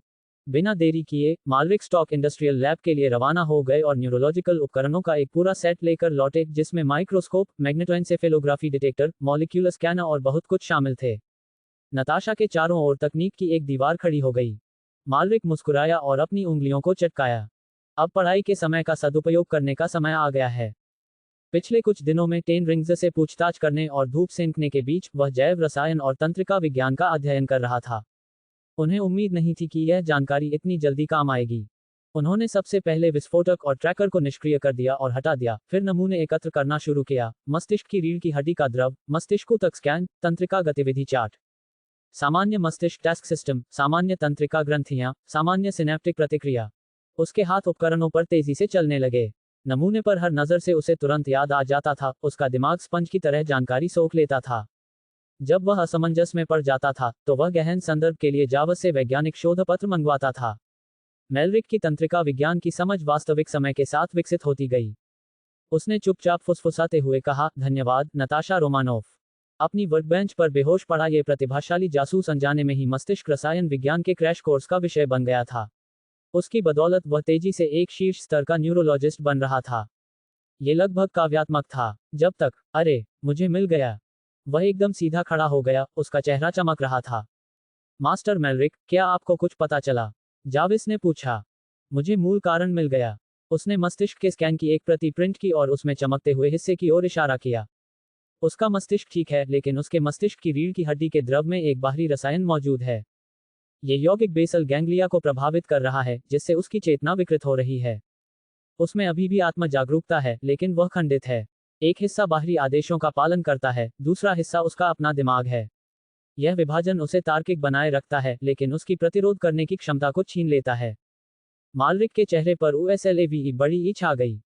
इस दवा को बनाने वाला व्यक्ति या तो जीनियस है, या फिर एक पूरा राक्षस। उसने नए दृढ़ संकल्प के साथ मेज साफ की। अब लक्षित अवरोधक बनाने का समय आ गया है। शायद जब वह जागेगी, तब हमें कुछ ठोस जवाब मिल पाएंगे। मालरिक के लिए, एक बार कारण स्पष्ट हो जाने के बाद, समाधान क्वेस्ट्स न केवल सही उपकरणों के होने की बात थी। अब जब उसने पुष्टि कर ली थी कि नताशा रासायनिक नियंत्रण में है, तो प्रतिकारक एजेंट का संश्लेषण करना काफी आसान था। अपनी उन्नत बुद्धि का उपयोग करते हुए मालरिक ने अपने दिमाग में तेजी से सिमुलेशन चलाए, फिर आशाजनक परिणामों को जाविस को गणनात्मक एनालिसिस के लिए भेज दिया। 20 मिनट के भीतर उन्होंने चमकीले लाल रंग के अवरोधक सीरम की एक ट्यूब निकाल ली। सफलता दर 87% है ना? मेलरिक ने सीरम को सिरिंज में भरते हुए पूछा। जी हाँ, मास्टर मेलरिक, जाविस ने पुष्टि की। सिमुलेशन डेटा के आधार पर इस बात की 12% संभावना है कि अवरोधक का कोई प्रभाव नहीं होगा, और 1% न्यूरोकेमिकल संघर्ष का जोखिम है, जिसके परिणामस्वरूप मस्तिष्क की मृत्यु हो सकती है। मालरिक ने कंधे उचकाते हुए कहा, आधुनिक चिकित्सा विज्ञान की यही सीमा है। आदर्श रूप से, हम तीसरे चरण का यादृच्छिक, डबल ब्लाइंड क्लिनिकल परीक्षण करेंगे। दवा विकास इसी तरह होता है। उसने नताशा की ओर देखा, जो होश में आ चुकी थी और अब अपनी जंजीरों से जूझ रही थी। लेकिन मरीज की मौजूदा हालत को देखते हुए, मुझे संदेह है कि हमारे पास FDA की मंजूरी का इंतजार करने का समय है। वह गुस्से से रस्सियों को खींच रही थी, उसकी आंखें बेकाबू थीं, वह खुद को छुड़ाने की कोशिश कर रही थी। मालरिक ने शांत भाव से सिरिंज के प्लंजर को थोड़ा सा दबाया, जिससे सुई से महीन फुहार निकली। शांत हो जाओ, इंजेक्शन लगने वाला है। छटपटाने की कोशिश मत करो, कहीं सुई टूट न जाए। तुमने मुझे एक बार बांधा था, अब मैंने भी तुम्हें वही सबक सिखाया है। ठीक है ना? उसने उसकी लाल आंखों की ओर देखा, और उसके मुंह पर लगी टेप के पीछे से आ रही दबी हुई आवाजों को नजरअंदाज कर दिया। वाह, बहुत बढ़िया, मरीज इलाज के लिए तैयार है। उसने सिरिंज को झटका देकर उसमें से हवा के बुलबुले निकाल दिए। वैसे, मैं आपको पहले ही बता दूं, मैं नौसिखिया हूं। ब्रेन डेथ की संभावना 1% है, लेकिन अगर यह काम कर गया तो बहुत बढ़िया। अगर नहीं, तो इसे सर्वाइवर बायस कहते हैं। अपनी बातों के बावजूद, मालरिक का चेहरा गंभीर था। वह स्पष्ट रूप से गंभीर था, मजाक नहीं कर रहा था। इंजेक्शन आपकी बांह में लगाना है। आप क्या करेंगे, वर्दी उतारेंगे या आस्तीन फाड़ेंगे? उसने जवाब का इंतजार नहीं किया। अब आस्तीन फाड़ दो। मालरिक ने उसके बाइसेप्स पर कपड़े को फाड़ दिया, उसकी त्वचा पर अल्कोहल में भीगी हुई रुई की फाहे को दबाया और उसकी बांह को स्थिर किया। ठीक है, आखिरी मौका। आपके पास पीछे हटने के लिए सिर्फ 1 सेकंड है। वह नाटकीय अंदाज में रुका। एक, बहुत बढ़िया, आप तैयार हैं। परिवार की सहमति की भी कोई आवश्यकता नहीं है। अगर इसमें कुछ गड़बड़ होती है, तो हम आपका अंतिम संस्कार करके आपकी ऐश को रेड रूम में वापस भेज देंगे। घबराहट से उसकी आंखें चौड़ी हो गईं। उसने टेप के बीच से कुछ कहने की कोशिश की। बिना बेहोशी की दवा के। अच्छा है, क्योंकि हमारे पास बेहोशी की दवा नहीं है। उसने सुई को अंदर धकेल दिया। लाल सीरम आसानी से उसके रक्त प्रवाह में प्रवाहित हो गया। सब हो गया। देखा, कुछ महसूस ही नहीं हुआ। इलाज पूरा हो गया। उसने इस्तेमाल की गई सिरिंज को रोबोटिक सहायक द्वारा पकड़ी गई ट्रे पर रखा और रुई के फाहे से इंजेक्शन वाली जगह पर धीरे से दबाया। फिर, प्रक्रिया शुरू होने के बाद पहली बार, मालरिक चुप हो गया। जब उसने उसे ध्यान से देखा तो उसका चंचल लहजा गायब हो गया। वह मन ही मन सोच रहा था, नताशा रोमानोफ एवेंजर्स की प्रमुख सदस्यों में से एक दृढ़ इच्छाशक्ति वाली महिला उस 1% में शामिल नहीं हो सकती थी। वह हो ही नहीं सकती थी। और अगर वह ऐसा कर भी लेती, तो मालरिक अपनी तरफ से हर संभव कोशिश कर चुका था। दुनिया के सबसे अच्छे डॉक्टर भी उसकी जान बचाने की संभावनाओं में कोई खास सुधार नहीं ला सकते थे। इस रासायनिक पदार्थ के रचनाकारों ने इसके लिए किसी प्रतिकार की योजना नहीं बनाई थी। उन्होंने इस फॉर्मूले को अपरिवर्तनीय बनाया था, यानी स्थायी मानसिक नियंत्रण। ये रसायन उसके मस्तिष्क के कोशिकीय द्रव में समाहित थे। इन्हें निकालने से कोशिकाएं मर जाएंगी। और पर्याप्त संख्या में मस्तिष्क कोशिकाओं के नष्ट होने से व्यक्ति पूरी तरह से नष्ट हो जाएगा। मालरिक द्वारा किसी तरह एक विषनाशक तैयार कर लेना ही अपने आप में किसी चमत्कार से कम नहीं था। 1%, उसने बुदबुदाते हुए कहा। सांख्यिकीय रूप से हानि रहित। उसने अपने दस्ताने उतारे, अपने हाथों को कीटाणुरहित किया और रोबोट सहायक द्वारा दिए गए तौलिए से उन्हें सुखाया। फिर उसने नताशा की ओर दोबारा देखा। उसके चेहरे के भाव नरम पड़ गए थे, उसकी आंखों में दिख रहा संघर्ष गायब हो गया था। जाविस, उसने उसे देखते हुए कहा, अगर उसे ब्रेन डेथ होने की 1% संभावना भी हो जाती है, तो क्या तुम इसे बदकिस्मती कहोगे या खुशकिस्मती? जाविस ने बिना किसी झिझक के जवाब दिया, संभावना के दृष्टिकोण से 1% संभावना वाली स्टेटस में पहुंचना बेहद असंभव है, और इसलिए इसे दपे छोटे u की मात्रा आधार फेट माना जा सकता है। लेकिन परिणाम के दृष्टिकोण से मृत्यु ये निस्संदेह दुर्फतिपूर्ण है। मालरिक ने सिर हिलाया। इसे कहने का यही तार्किक तरीका है। वह काउंटर से टेक लगाकर बैठ गया। लेकिन इंसान ऐसे नहीं सोचते। जब कोई विपत्ति आती है, तो 1% संभावना भी नियति जैसी लगने लगती है। वह अटल सत्य बन जाती है। मास्टर मैलरिक, मैं इस बात का ध्यान रखूंगा, जाविस ने कहा। मैं भविष्य में भावनात्मक दृष्टिकोण का ध्यान रखने की कोशिश करूंगा। चिंता मत करो, तुम्हारी निष्पक्षता ही तुम्हारी ताकत है। एआई में बहुत से लोग इसे पसंद करते हैं। ओह, वह जाग रही है। नताशा की पलकें कांप उठीं। मालरिक निरीक्षण करने के लिए आगे बढ़ा और ध्यान से देखने लगा। उसकी सुनहरी आंखें झपकी, लेकिन उनमें एक अजीब सी हैरानी और अनफोकस था। मालरिक मुस्कुराया। सर्जरी के बाद की सुस्ती तो आम बात है। बधाई हो, मिस रोमानॉफ। सर्जरी सफल रही। लेकिन इससे पहले कि वह और कुछ कह पाता, नताशा की सहज प्रवृत्ति जागृत हो गई। वर्षों के ट्रेनिंग से निपुण हुई एक सहज, स्वचालित स्पीड में, उसने अपने पैरों को मालरिक की कमर के चारों ओर लपेटा और घूमते हुए उसे पीछे से नग्न गला घोंटने की पकड़ में ले लिया। उसने दबाया, मुश्किल, लेकिन मालरिक जरा भी नहीं हिली। उसे ऐसा लग रहा था मानो उसकी बाहें ठोस पत्थर से चिपकी हों। नताशा एकदम जम गई। उसके मन में खंडित यादों का सैलाब उमड़ आया। उसकी आंखों की चमक फीकी पड़ गई। उसकी पकड़ ढीली पड़ गई। मालरिक ने धीरे से उसे उठाकर वर्कबेंच पर वापस रख दिया। तुमने मुझे बचाया, उसने धीमी और दुविधापूर्ण आवाज में कहा। उसने अपना सिर नीचे झुका लिया, हाथ बगल में रखे हुए। मैंने क्या किया? उसका दिमाग चकरा रहा था। उसे पूरा यकीन था कि वह अपना बाकी जीवन रेड रूम के नियंत्रण में बिताएगी, और फिर भी वह यहाँ थी, होश में, फिर से खुद में, उस आदमी द्वारा बचाई गई जिसे खत्म करने के लिए उसे भेजा गया था। अफसोस, उलझन, अपराधबोध, ये सब भावनाएं उसके सीने में उमड़ रही थीं। ऐसा लगता है कि आप अच्छी तरह से ठीक हो रहे हैं, मालरिक ने टिप्पणी की। उसने पलकें झपकाईं और काम करने की बेंच पर सीधी बैठ गई। अभी भी वह भ्रमित थी।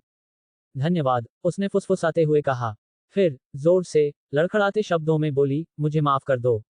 मेरा ऐसा करने का इरादा नहीं था। जो मैंने किया वो मैं नहीं थी, बस अचानक हो गया। मैं तुम्हें चोट पहुंचाना नहीं चाहती थी। क्या तुम ठीक हो? नताशा घबराई हुई थी, स्पष्ट रूप से भ्रमित थी। आखिरकार मालरिक ने अभी अभी उसकी जान बचाई थी और उसने बदले में उसके साथ हिंसा की थी। इस एहसास से उसे क्षण भर के लिए शर्मिंदगी महसूस हुई। चिंता मत करो, मालरिक ने लापरवाही से कहा और बात टाल दी। यह एक सहज प्रतिक्रिया थी। तुमने मुझे चोट नहीं पहुंचाई। नताशा ने पलकें झपकाईं। उसे याद आया कि उसे किस तरह पूरी तरह से वश में कर लिया गया था। उसके पास बचने का कोई मौका नहीं था। उस तरह की जबरदस्त शक्ति, वह इसे कभी नहीं भूल पाएगी। धन्यवाद, उसने धीरे से उसकी ओर देखते हुए कहा। उसकी निगाहें कुछ पल के लिए उस पर टिकी रहीं, लेकिन उसकी आवाज में सच्चाई झलक रही थी। मुझे बचाने के लिए धन्यवाद, और जो कुछ हुआ उसके लिए मुझे दोषी न ठहराने के लिए भी धन्यवाद। मालरिक ने जवाब देने के लिए अपना मुंह खोला, लेकिन वह बोलती रही। हो सकता है कि यह आपके लिए ज्यादा मायने न रखता हो, लेकिन मेरे लिए इसका बहुत महत्व है। उसकी आवाज स्थिर थी, लेकिन उसकी कृतज्ञता स्पष्ट थी। वह वर्कबेंच से नीचे उतरी और सीधे उसकी ओर मुड़ी। आपने मुझे दूसरा मौका दिया, मिस्टर स्टॉक। सिर्फ मेरे लिए ही नहीं, उनका चेहरा गंभीर हो गया, बल्कि दूसरों के लिए भी। बाकी विधवाओं के लिए भी। हम सब आपके ऋणी हैं। विधवाएं, रेड रूम द्वारा प्रशिक्षित एजेंट। उनमें से सर्वश्रेष्ठ, ब्लैक विडोज, घातक, कुशल और खौफनाक थीं। नताशा भी उनमें से एक सर्वश्रेष्ठ थी। उन्होंने आगे कहा, जीवन भर का कर्ज आसानी से नहीं चुकाया जा सकता। लेकिन अगर आपको कभी भी किसी भी तरह की मदद की जरूरत हो तो बस कह दीजिएगा। मैं अपनी तरफ से हर संभव मदद करूंगी। उसकी उंगलियां उसके गालों को छू गईं, उसकी सांसें उसकी ठुड्डी पर गर्म महसूस हुईं। लेकिन मुझे जाना होगा। उसके चेहरे पर तनाव आ गया, मानो कृतज्ञता और जिम्मेदारी के बीच एक स्पष्ट संघर्ष चल रहा हो। अगर रेड रूम का अपने किसी खास एजेंट से लंबे समय तक संपर्क टूट जाता है, तो वे उसे ढूंढने निकल पड़ेंगे। मैं उन्हें तुम्हारे जरिए मेरा पता लगाने नहीं दे सकता। और मुझे और भी लोगों को बचाना है। बिना किसी झिझक के वह अपने पंजों पर खड़ी हुई और उसके गाल को चूमा, एक कोमल विदाई जो गर्मजोशी और मौन भावनाओं से भरी थी। धन्यवाद, मालरिक, उसने धीरे से कहा। उसकी आवाज हवा के झोंके जैसी थी, लगभग फुसफुसाहट से थोड़ी ही तेज, फिर भी अनकही गहराई से भरी हुई। फिर वह धीरे धीरे पीछे हटती गई, उसकी सुनहरी आंखें उस पर टिकी हुई थीं। वह किसी परीक्षा की नायिका की तरह लग रही थी जो किसी शापित नींद से जाग उठी हो और अब अकेले ही आने वाली आग की ओर बढ़ रही हो। 5 मीटर की दूरी पर वह मुड़ गई, उसकी पीठ सीधी थी, उसके कदम दृढ़ और एकाकी थे। मालरिक उसे देखता रहा और अपने गाल को छुआ। प्रयोगशाला के चमकदार शीशे में उसका प्रतिबिंब उसे स्तब्ध सा दिखा रहा था, जैसे कोई किशोर अपने पहले सच्चे प्यार में पड़ गया हो। रुको, नताशा, उसने अचानक पुकारा। वह रुक गई। पूरी तरह मुड़े बिना उसने अपने कंधे के ऊपर से एक नजर डाली, जिससे उसके चेहरे का केवल आधा हिस्सा ही दिखाई दिया। माफ करना, मालरिक, मुझे जाना होगा। नहीं, मेरा मतलब है, हम अभी इतने करीब नहीं हैं। इसलिए मुझे मिस्टर स्टॉक कहना बिल्कुल उचित है। मालरिक ने आह भरी और अपनी नाक के ऊपरी हिस्से को चुटकी से दबाया। और हाँ, ये बात भी ध्यान रहे, उसने धीमी आवाज में बुदबुदाते हुए कहा, तुम्हारी गंध अब भी नाले की सड़ी हुई गंदगी जैसी है। नताशा बीच रास्ते में ही रुक गई। कुछ सेकंड बीतने के बाद वह थोड़ा भौहें चढ़ाकर पीछे मुड़ी। आपको मिस्टर स्टॉक कहूं? जाहिर है, उसने उसकी आखिरी टिप्पणी नहीं सुनी थी। बिल्कुल सही, मालरिक ने वर्कबेंच पर झुकते हुए जवाब दिया। नताशा रोमानोफ, जन्म 1984, रेड रूम की कुलीन एजेंट। दुनिया भर में कई उपनामों से जानी जाती है। युद्ध विशेषज्ञ, माहिर चालाक। आप जैसे किसी व्यक्ति द्वारा पहचाना जाना और चूमा जाना मेरे लिए सम्मान की बात है। वह मुस्कुराया। सच कहूं तो मैं लगभग तुम्हारे पीछे भागा था और साथ मिलकर रेड रूम पर धावा बोलने का प्रस्ताव देने ही वाला था। तुम इतनी प्रभावशाली थीं। नताशा की निगाहें बदल गईं। उसकी सतर्कता धीरे धीरे कम होती गई और उसकी आंखें तेज होती गईं। अच्छा, लगता है कि भुला दिया गया स्टॉक भाई उतना भुलाने लायक नहीं है, उसने कहा। क्या आप CIA एजेंट हैं? मालरिक मुस्कुराया। यह इंटरनेट का युग है। मेरे पास एक AI है। अधिकांश जानकारी जुटाना इतना मुश्किल नहीं है। उसने अपना सिर झुकाया। और वैसे, रिकॉर्ड के लिए बता दूं, सबसे साधारण से तुम्हारा क्या मतलब है? मैंने कोलंबिया से स्नातक की उपाधि प्राप्त की है। उसने अपनी बाहें मोड़ लीं। देखो, नताशा, मैं जानता हूं कि तुम कौन हो। और मैं कोई भ्रम में डूबा हुआ उत्तराधिकारी नहीं हूं जो सुपरहीरो बनने का नाटक कर रहा हो। इसलिए भ्रामक बयानबाजी, प्रलोभन और छोटे मोटे खेल खेलना छोड़ दो। चलिए, सामान्य लोगों की तरह बात करते हैं, ठीक है? उसने डमी की ओर इशारा किया, जो कॉफी के 2 गर्म मग लेकर पलट गया। उसने उसे एक कप कॉफी देते हुए कहा, आखिरी बार तुमने कब चैन से कॉफी पी थी? कहीं 10 साल तो नहीं हो गए? नताशा धीरे से मुस्कुराई। 1.5 साल, मालरिक ने भौहें चढ़ा लीं। तो क्या रेड रूम ने लगभग उसी समय पूरी तरह से नियंत्रण हासिल कर लिया था?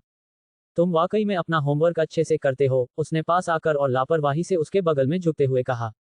उसकी मुद्रा सहज और आकर्षक थी, लेकिन मालरिक ने बहुत कुछ देख लिया था। उसका खून, उसके अंग, सीवर के पानी की दुर्गंध। अब किसी भी प्रकार का प्रलोभन खत्म हो चुका था।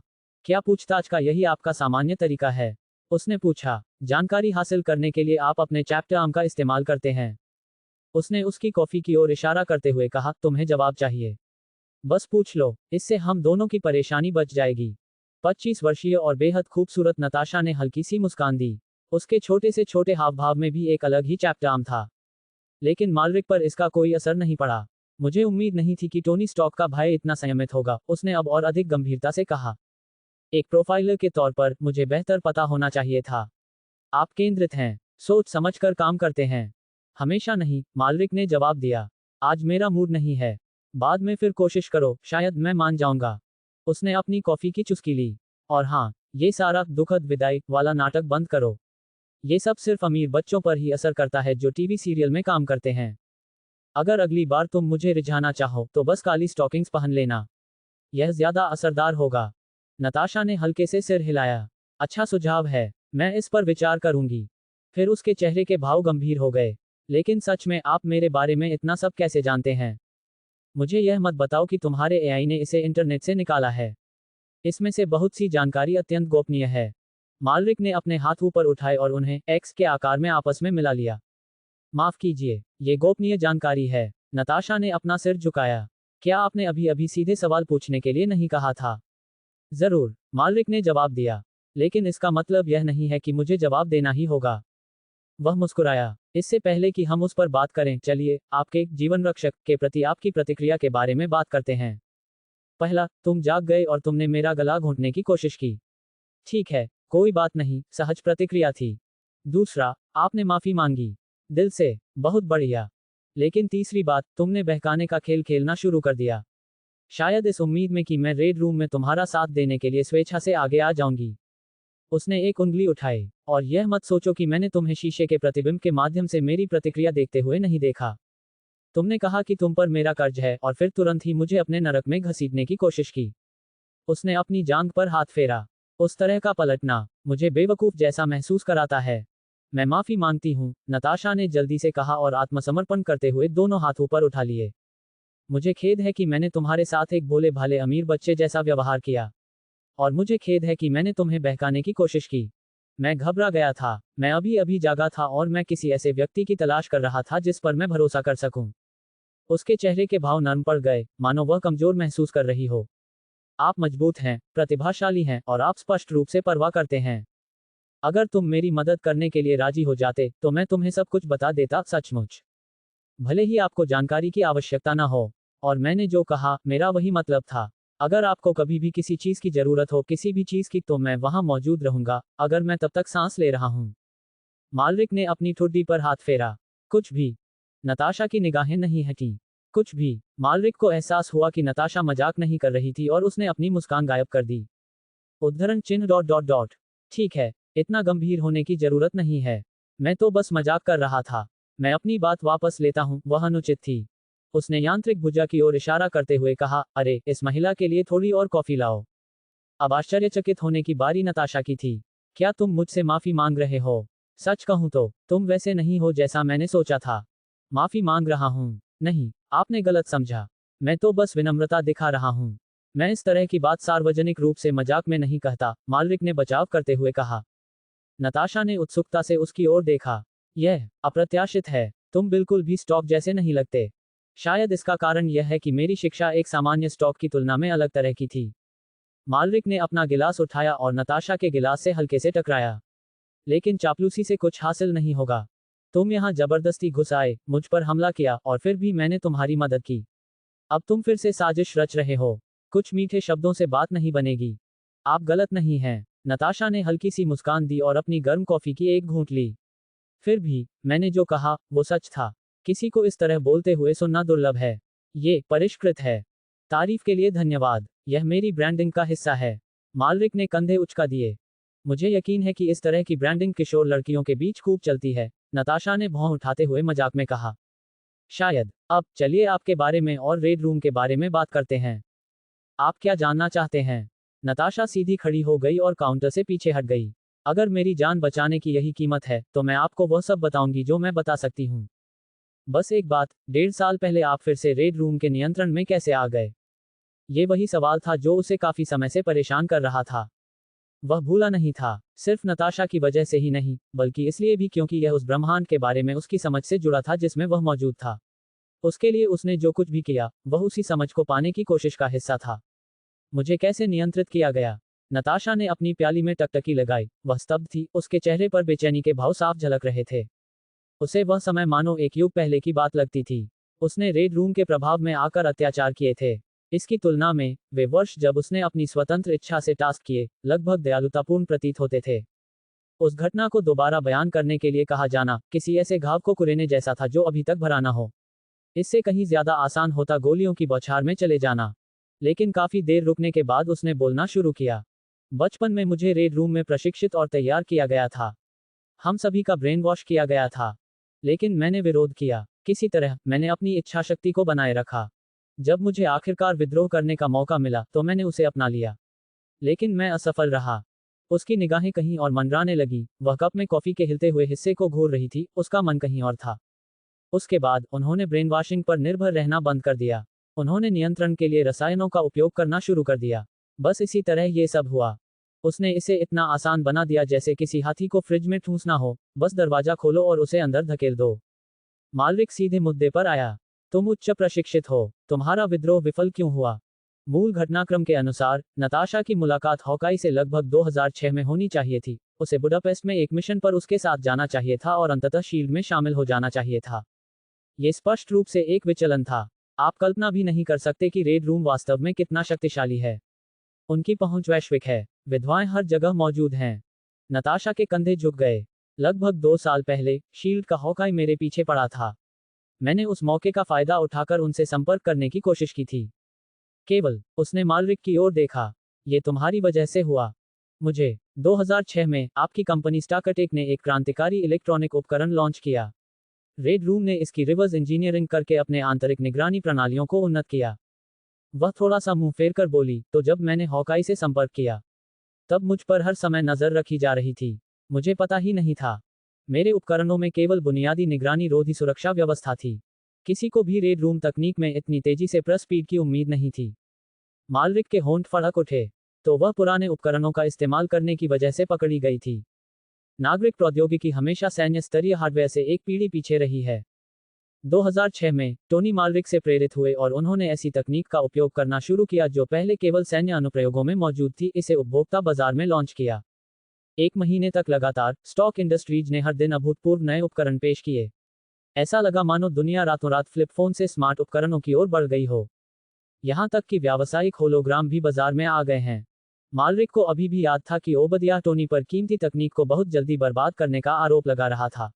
उसने कहा था, अच्छी तकनीक को धीरे धीरे जारी करना चाहिए। इससे मुनाफा अधिकतम होगा। अच्छा, आधुनिक तकनीक ऐसी ही होती है। मालविक ने अपनी असहजता को छिपाने के लिए कॉफी का एक घूंट लिया। एक पल में यह अप्रचलित हो जाती है, अगले ही पल यह हर जगह नजर आने लगती है। नताशा ने उसे घूर कर देखा। अगर स्टार्कटेक ने उस डिवाइस को जारी करने में सिर्फ 6 महीने का इंतजार किया होता, तो शायद मैं बच निकलती। शायद रेड रूम को भी अपने साथ ले जाती। तुम सही कह रहे हो। मेलरिक ने आह भरी। हालांकि इसमें कुछ भी समझ में नहीं आता। हम हमेशा टोनी को दोष दे सकते हैं। आखिर उसने बिना किसी कारण के एक नया विभाग क्यों शुरू किया? अंततः पता चला कि ब्रह्मांड में कोई मूलभूत खराबी नहीं थी। यह महज तितली प्रभाव था, उसका तितली प्रभाव, जिसने समय रेखा में हलचल मचा दी। फिर भी इस बारे में उससे बहस करने कोई नहीं आया। न ही समय भिन्नता प्राधिकरण, न ही कोई प्राचीन शक्ति, जिससे वह सचमुच भ्रमित हो गया। फिर भी जहां तक उसे याद था, ये वही एमसीयू था जिसे वह याद करता था। जब तक ये कॉमिक्स की दुनिया नहीं थी, तब तक चीजें ठीक की जा सकती थीं। आगे क्या हुआ? उसने पूछा। मेरे दलबदल के प्रयास का पर्दाफाश होने के बाद अन्य विधवाओं ने मुझ पर घात लगाकर हमला किया और मुझे वापस घसीट कर ले गईं। मैंने 6 महीने जेल में बिताए। फिर उन्होंने रासायनिक नियंत्रण का प्रयोग शुरू कर दिया। मेरे पास कोई विकल्प नहीं था। पिछले 1 साल में, भले ही मैं अपने लिए सोच सकता था, मेरा दिमाग बटा हुआ था। मैं यह नहीं बता सकता था कि कौन से विचार वास्तव में मेरे थे। नताशा ने थोड़ा मुंह फेर लिया और बिना कुछ कहे अपनी आंखें पोंछ लीं। महज 10 महीनों में मैंने पिछले 10 वर्षों की तुलना में अधिक लोगों को मार डाला। वहां ऐसे बच्चे थे जो अभी चल भी नहीं सकते थे। गर्भवती महिलाएं थीं। शक्तिशाली नेता थे। मेरे हाथ खून से सने हैं, उसने सिर झुकाते हुए कहा। मालरिक ने सहज रूप से सांत्वना देना चाहा लेकिन खुद को रोक लिया। नताशा को सांत्वना की जरूरत नहीं थी। वह मजबूत थी, ज्यादातर लोगों से कहीं ज्यादा मजबूत। लेकिन इसी मजबूती की वजह से उसका अपराध बोध इतना गहरा था कि ज्यादातर लोग उसे समझ नहीं पाते थे। अब तुम क्या करना चाहते हो? मालरिक ने बेन को एक और गिलास भरने का इशारा किया। धन्यवाद। नताशा ने नया कप लिया और उसकी आंखों में देखा। यदि संभव हो तो मुझे आपकी सहायता चाहिए। मैं तुम्हें इस युद्ध में घसीटना नहीं चाहता, लेकिन क्या तुम कोई अवरोधक बना सकते हो? या फिर सिर्फ एक फॉर्मूला ही सही, कुछ ऐसा जिससे मैं दूसरों को बचा सकूं। मैं वादा करता हूं कि मैं तुम्हारा एहसान चुका दूंगा। मालरिक ने अपनी ठुड्डी पर हाथ फेरा। इनहिबिटर बनाना मुश्किल नहीं है, लेकिन क्या आप कुछ विधवाओं को रिहा करने, एक सेना खड़ी करने और फिर रेड रूम पर बड़े पैमाने पर हमला करने की योजना बना रहे हैं? सच कहूं तो वह चाहता था कि कोई रेड रूम पर हमला करे। टोनी ने अभी अभी आयरन मैन कवच का खुलासा किया था और रेड रूम ने नताशा को उसे अगवा करने के लिए भेजकर जवाब दिया। अगर टोनी कल प्रेस कॉन्फ्रेंस करके ये घोषणा करे कि वह आयरन मैन है तो किसे पता था कि रेड रूम क्या करने की कोशिश करेगा। इतनी लापरवाही बरतने वाली किसी भी ताकत को हमेशा के लिए बंद कर देना चाहिए था। इसलिए अगर नताशा सब कुछ जला देना चाहती थी तो वह मदद करने के लिए तैयार था। नताशा सीधी खड़ी हो गई। हाँ, यही मेरी योजना है, श्रीमान। श्रीमान स्टॉक, कृपया मुझ पर विश्वास करें। मुझे मालरिक ही कहो। तुमने जो कुछ भी बताया है उसके बाद तो मैं कहूंगा कि हम कम से कम दोस्त तो हैं ही। नताशा ने पलकें झपकाईं, फिर सिर हिलाया। मैलिक, ठीक है, सुनो। उसने जोर देने के लिए मेज पर हाथ फेरा। आपका विचार ठोस है लेकिन जोखिम भरा है। एक बार जब तुम गायब हो जाओगे और बाकी लोग भी गायब होने लगेंगे तो रेड रूम को इसकी भनक लग जाएगी बहुत जल्दी, और वे तुम्हारे साथ नरमी नहीं बरतेंगे। मुझे पता है, नताशा ने सिर हिलाते हुए कहा, लेकिन मुझे कोशिश करनी ही होगी। यह मेरी जिम्मेदारी है। जिम्मेदारी? मालरिक सोचने लगा, फिर उसकी आंखें चमक उठीं। दरअसल इससे मुझे एक विचार आया। एक ऐसी स्टेटस जिसमें सभी को फायदा हो। नहीं, बल्कि हर तरह से फायदा हो। क्या विचार है? नताशा ने जिज्ञासा से भरी आवाज में पूछा। मालरिक ने रासायनिक अवरोधकों का एक बैच संश्लेषित करने की तैयारी में वर्कबेंच पर सामग्री व्यवस्थित करना शुरू कर दिया। मैं तुम्हें रेड रूम को नष्ट करने में मदद करूंगा, उसने शांत भाव से कहा। बदले में तुम और तुम्हारे साथी मेरे लिए काम करोगे, ठीक है ना? यह एक असामान्य प्रस्ताव था लेकिन तर्कसंगत भी।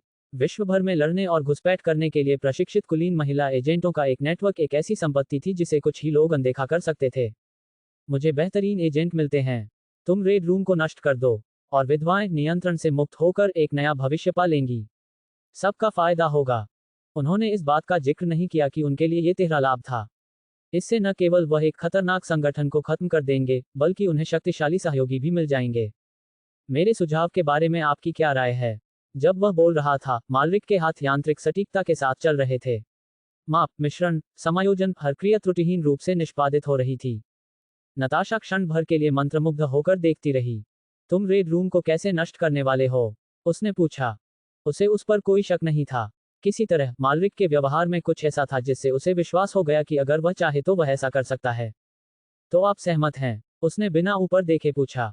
नताशा हिचकिचाई, फिर सिर हिलाया। हाँ, मैं तैयार हूँ।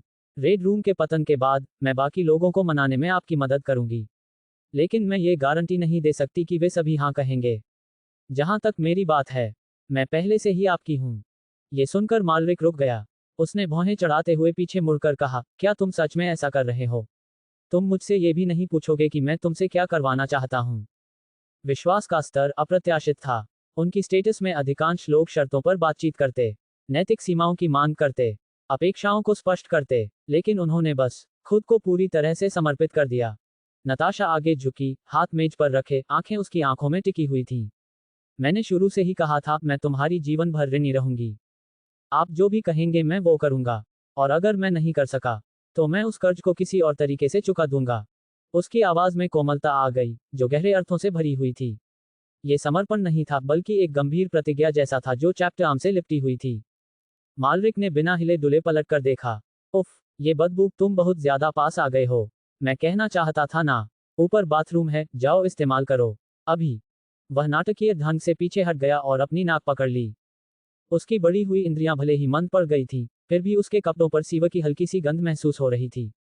उसके पास ज्यादा देर रहना अप्रिय था। गंध। नताशा ने पलकें झपकाईं, मानो उसे बिजली का झटका लगा हो। बिना और कुछ कहे मालविक ने आवाज लगाई, अरे उसे ऊपर ले चलो। जब तक वह साफ सुथरी ना हो जाए उसे वापस मत आने देना। वैसे भी जब मैं काम कर रहा हूं तो उसके इधर उधर खड़े रहने से कोई मदद नहीं मिलेगी। एआई सहायक लुढ़क गया और उसकी यांत्रिक भुजा ने नताशा को धीरे से प्रयोगशाला से बाहर निकाल दिया। वह तब तक स्तब्ध रही जब तक कि वह ऊपर के बाथरूम में नहीं चली गई। जैसे ही दरवाजा बंद हुआ उसने खुद से बुदबुदाते हुए कहा, क्या मैं सच में बदबू मार रही थी। वह असमंजस में अपनी बगल सूंघने लगी, लेकिन केमिकल डिओडोरेंट को तो सब कुछ छुपा देना चाहिए था। अब भी असमंजस में पड़ी उसने अपना लड़ाकू सूट उतारा और दीवार पर लगे स्मार्ट शॉवर को चालू किया। गर्म पानी बहने लगा। हे भगवान, मैंने हफ्तों से ठीक से स्नान नहीं किया है। शायद वह वास्तव में मेरी परवाह करता है, उसने धीरे से कहा और गर्माहट को अपने ऊपर हावी होने दिया। उसके होंठों पर हल्की सी मुस्कान आ गई। वह अब भी बस एक गर्वित छोटा भाई है, शायद 17 या 18 साल का होगा। योजक चिन्ह योजक चिन्ह योजक चिन्ह। 1.5 घंटे बाद सूरज ढलने लगा और मालविक बैठक कक्ष में खड़ा था। शाम की नारंगी रोशनी से स्टॉक का महल हल्की रोशनी से जगमगा रहा था। फर्श पर लंबी लंबी परछाइयां फैली हुई थीं। नताशा नहाकर और अपने काले रंग के साफ सुथरे और इस्त्री किए हुए मिलिट्री सूट में वापस प्रकट हुई। मालविक ने आखिरकार कम चिड़चिड़ाहट के साथ उसकी ओर देखा। साफ सुथरी, चुस्त दुरुस्त और शांत, वह फिर से अपने पुराने रूप में नजर आ रही थी। औसत कद होने के बावजूद उनका व्यक्तित्व बेहद प्रभावशाली था। सुडौल शरीर, आत्मविश्वास और तीव्रता, उनका चैप्टर आम केवल रूप रंग से ही नहीं, बल्कि उनकी सुनहरी आंखों में छिपी शांत शक्ति से भी आता था। मालविक ने खुद को घूरते हुए पाया। उसकी निगाहें अनोखी थीं। इसीलिए तो वो कभी मुखौटा नहीं पहनती, उसने सोचा। कोई भी भेस उन आंखों को छुपा नहीं सकता। क्या हम तैयार हैं? उसने पूछा, क्योंकि ऐसा लग रहा है कि हम रेड रूम पर पूरी ताकत से हमला करने वाले हैं। उसने उसकी पोशाक पर गौर करते हुए अपनी आंखें सिकुड़ीं। तुमने ट्रेंच कोट क्यों पहना है? क्या तुम्हारा कवच इसके नीचे है? रुको, क्या यही तुम्हारी योजना है? क्या तुम आयरन आर्मर ला रहे हो? उसने आधे उत्साह और आधे चिंता के भाव से सवालों की झड़ी लगा दी। टोनी स्टॉक के छोटे भाई होने के नाते अगर आपके पास अपना खुद का सूट हो तो मुझे आश्चर्य नहीं होगा। मालविक हंसा और अवरोधकों का डिब्बा जमीन पर रख दिया। तुम आधे सही हो। मैं तुम्हें रेड रूम ले जा रहा हूं, उसने कहा, लेकिन मैं कवच नहीं पहनूंगा। उसने अपने कोट का कॉलर खोला और उसे सोफे पर फेंक दिया। नताशा आपत्ति जताने के लिए आगे बढ़ी। कवच नहीं पहना? मेरा मतलब है, मालविक, बुरा मत मानना, लेकिन शायद तुम पूरी तरह से नहीं समझते कि हम किस मुसीबत में फंसने वाले हैं। अरे, ये क्या हो रहा है? वह बोलते बोलते रुक गई, उसकी आंखें चौड़ी हो गईं। उसने अपना हाथ अपने मुंह पर रख लिया। मालविक की छाती पर दिन के उजाले की तरह स्पष्ट रूप से अचूक ऐसा आकार का प्रतीक चिन्ह था। तुम सुपरमैन हो। उसके मुंह से शब्द किसी धमाके की तरह फूट पड़े। खुशी, अविश्वास, विस्मय, वह ऐसी लग रही थी जैसे उसने लॉटरी जीत ली हो। क्या तुम सच में सुपरमैन हो? बिल्कुल। उसने सहजता से अपनी बाहें खोल दी। उसने तुरंत हाथ बढ़ाकर उसकी छाती को छुआ और अपने हाथ को उसकी गठीली मांसपेशियों पर फेरा। हे भगवान, ऐसा लगता है जैसे किसी संगमरमर की मूर्ति को छू रहे हों। इसीलिए तो आप इतने शक्तिशाली हैं। और आपके पेट की मांसपेशियां। वह खुशी से खिलखिला उठी, मानो कोई लड़की अपने पसंदीदा हीरो से मिल रही हो। नताशा रोमानोव के लिए जासूस, हत्यारी और हर मुश्किल से बच निकलने वाली दुनिया में अब ज्यादा आश्चर्य की बातें नहीं बची थीं। लेकिन ये तो एक चौंकाने वाला खुलासा था। सुपरमैन, हर खुफिया चैनल पर शैडो हुआ वायरल नाम। उसके साथ होने से रेड रूम न केवल असुरक्षित था, बल्कि उसका विनाश निश्चित था। हम अभी इतना छूना काफी है, मालविक ने खांसते हुए पीछे हटते हुए कहा। क्या आप तैयार हैं? अगर हाँ, तो चलिए अब चलते हैं। नताशा ने अनिच्छा से अपना हाथ पीछे खींच लिया, फिर अपने कंधे सीधे किए और सिर हिलाकर कहा, चलो चलते हैं। ढलते सूरज की आखिरी किरणें खिड़कियों से अंदर आ रही थीं। इसने मालविक को सोने की रोशनी में नहला दिया, जिससे फर्श पर एक लंबी शैडो पड़ गई। नताशा उस शैडो में खड़ी थी, उसकी निगाहें उस पर टिकी हुई थीं। और उस क्षण, उसके लिए मालविक सिर्फ एक पुरुष की तरह नहीं दिख रहा था। वह किसी महान व्यक्ति की तरह दिखते थे।